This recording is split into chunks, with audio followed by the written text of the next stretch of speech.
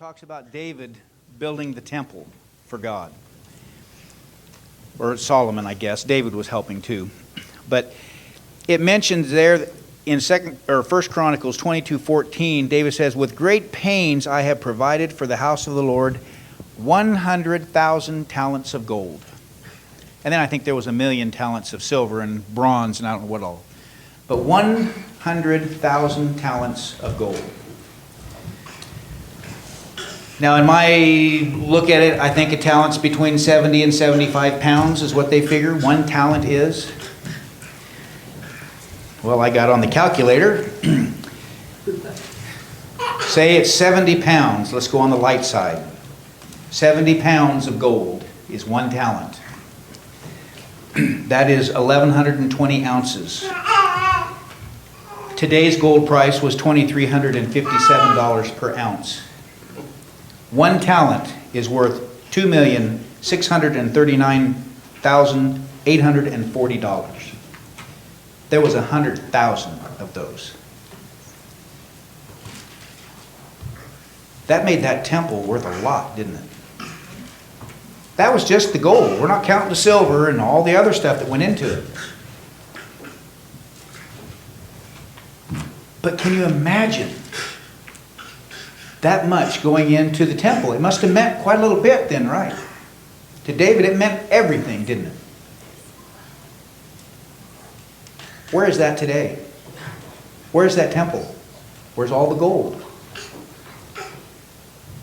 It's no more. It's gone.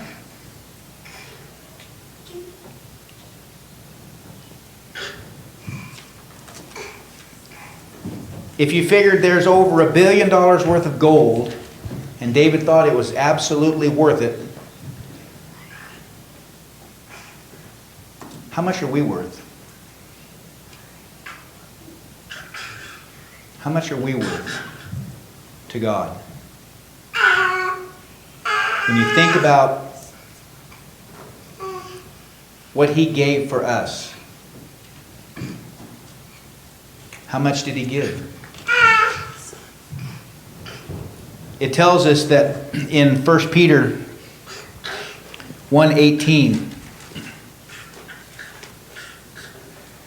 says, "For you know that it was not with perishable things such as silver or gold that you were redeemed from the empty way of life handed to you from your forefathers, but with the precious blood of Christ, a lamb without blemish or defect." It was much more than gold that we were purchased with. We have a tendency to put a price or a worth on things so that we can fathom that. But can we truly fathom how much God thinks of us? Can we truly fathom that, of what He gave up?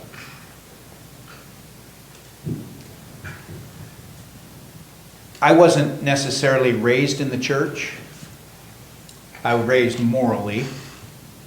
But I do know that Jill has told me many times in her life how her life was worthless till she came to Christ. And I'm thinking, how much does He love each one of us? We as Christians, He gave everything for us, didn't He? Okay, let's turn that around. How much does He love the people out in the world? How much does He love those that aren't Christians? The same? They're of no less value, are they? They're worth the same to Him. And yet sometimes we will categorize some of those people and say, they're not really what He needs. We don't need them in the kingdom. But yet, when He was on that cross, He didn't die just for the ones that was His, that were following Him. He died for everyone there. The ones that spit on Him. The ones that whipped Him. The centurion foot of the cross when he looked up and says, surely this must have been the Son of God. He recognized it. We, for the most part here, have recognized that price that was paid. What was given for us. That precious blood that was shed for us. God sent His one and only Son. But there are many people out in the world that don't realize that. They don't realize how valuable they really are to God.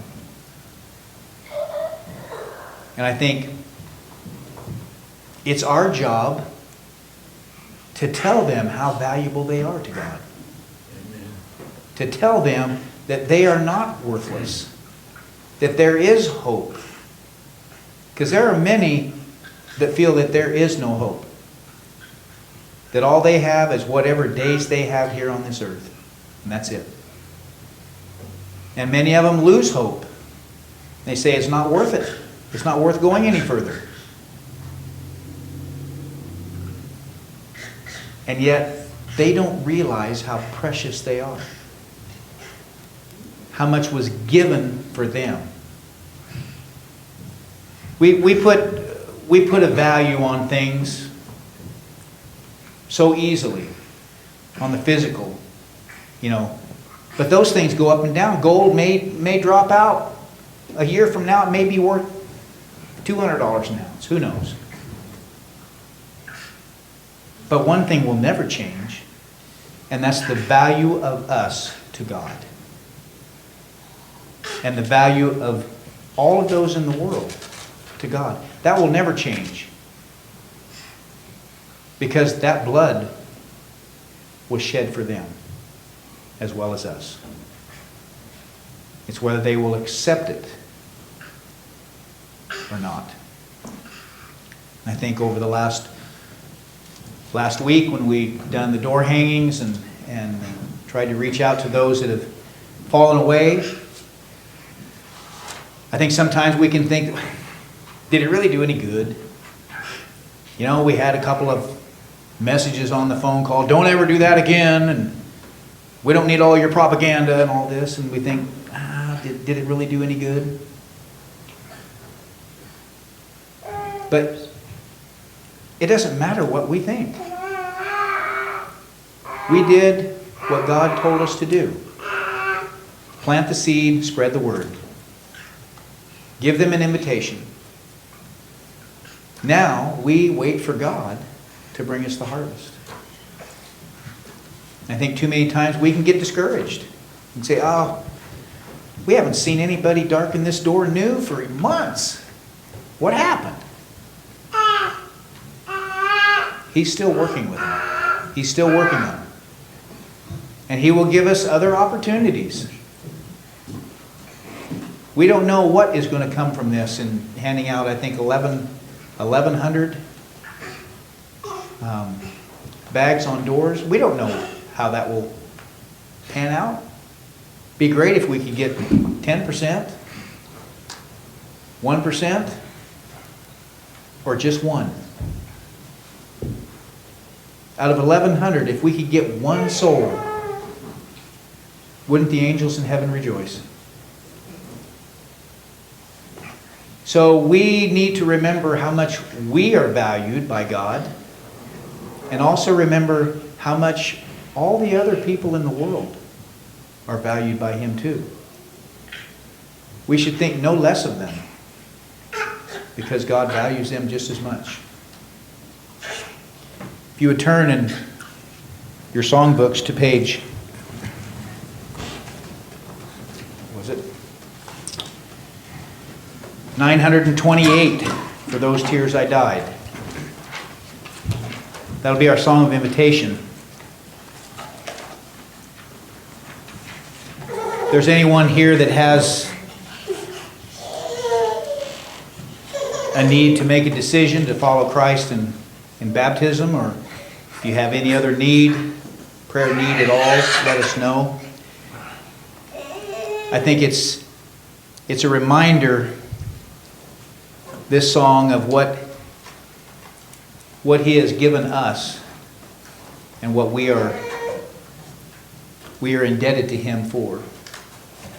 So let's be standing as we sing 928.